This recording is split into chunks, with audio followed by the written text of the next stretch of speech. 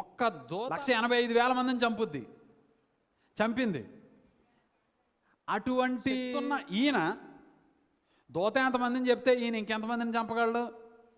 చాలామంది అడుగుతాడు, 3 మేకులు పీక్కోలేనాడు మిమ్మల్ని రక్షిస్తాడా అని. కరెంటుని నువ్వు పట్టుకుంటావా?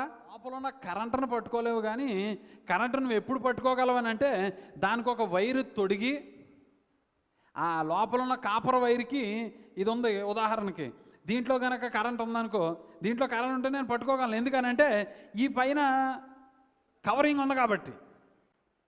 యేసు ప్రభువుని కొట్టిన వాళ్ళకి ఏమీ అవ్వలేదు అని అంటే ఆయన ఒక కవరింగ్ వేసుకుని వచ్చాడు. ఆయన పిల్లల రక్తమాంసములు గలవారైనందున ఆయన కూడా రక్తమాంసంలో పాలివాడు కావలసి వచ్చెను. ఆయన రక్తమాంసాల్లో వచ్చాడు గనక నువ్వు ఆయన్ని కొట్టినా ఆయన పడ్డాడు.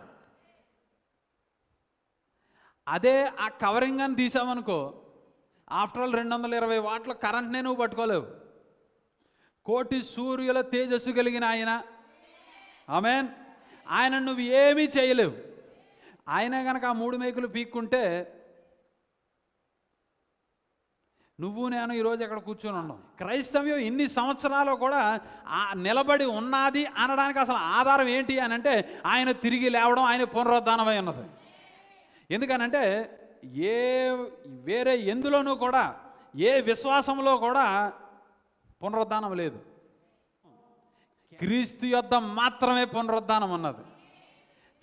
ప్రవక్త మళ్ళీ తిరిగి లేస్తాడు, ఆయన మరలా ఇంకొక స్వారీ చేస్తాడని ఆయన కోసం ఫ్లైట్ ఒకటి రెడీ చేసి పెట్టారు మన వర్తమానంలో దెయ్యం పట్టిన వాళ్ళు కొంతమంది. అటువంటిది ఏమీ ప్రవక్త ఏం చెప్పలేదు.